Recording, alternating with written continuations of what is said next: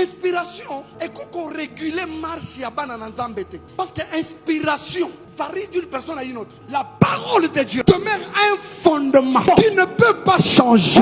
Bien aimé, la connaissance va évoluer, la technologie va évoluer, mais la parole de Dieu n'évolue jamais.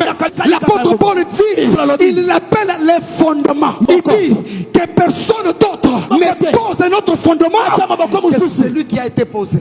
Il ajoute, il dit, faites attention de la manière dont vous bâtissez dessus le fondement. Il veut dire, faites attention avec vos inspirations et vos révélations que vous amenez sur le fondement. Alléluia. Pourquoi? Parce que la parole doit rester la norme. La parole doit rester le standard de la vérité. La parole, c'est elle qui doit réguler toutes choses. Est-ce que je parle à quelqu'un? Amen. Matthieu chapitre 16. Jésus vient, trouve les disciples. Il dit, qui dit-on que je suis? Les disciples commencent à raconter. On dit que tu es Jérémie, tu es Élie, tu es l'un des prophètes. Est-ce qu'on a vu que c'est inspiration? Inspiration à banane. Yaba oyo balobaka. C'est-à-dire quoi? Inspiration varie d'une personne à une autre. Inspiration ya bato alibanda yeso aboyango. Alors bi wana bango. Mais vous, quelle révélation vous avez de moi? Pierre. Alors tu es le Christ, le Fils du Dieu vivant. Mais Jésus m'a révélé que Pierre et ses révélations. Vous savez, par moments ça dérange parce que c'est une vérité qui sort de la bouche de Mike et la tête de Mike gêne. C'est Jésus qui nous révèle. Jésus dit à Pierre, tu es heureux, Simon, fils de Jonas, parce que ce ne sont pas la chair ni le sang qui t'ont fait quoi? En d'autres termes, qui t'ont inspiré cela. Jésus nous enseigne qu'il n'y a pas que les inspirations et les révélations démoniaques, il y a aussi les révélations de la chair et de la révélation du sang.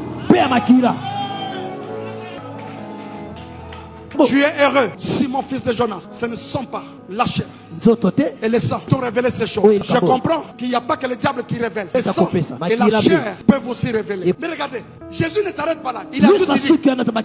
Ce n'est ni le sang ni la chair, mais c'est qui? C'est mon Père qui est dans les cieux. C'est-à-dire quoi? Il n'y a pas que le diable qui révèle, qui inspire. Il n'y a pas que la chair, il n'y a pas que le sang. Dieu inspire aussi. Mais je vais vous révéler quelque chose. Ça se passe dans Matthieu 16 au verset 16. Le caca de 7 versets. Termine à verset 23. Le même Pierre qui donne une révélation sous l'inspiration de l'Esprit. Jésus commence à leur relater. Jésus leur dit, je dois aller à Jérusalem parce que je serai persécuté. Je dois mourir. Le même Pierre vient devant Jésus. Il prend Jésus à côté. La Bible déclare, il commence à réprimander Jésus. Il dit à Jésus, Seigneur, que cela ne plaise à Dieu.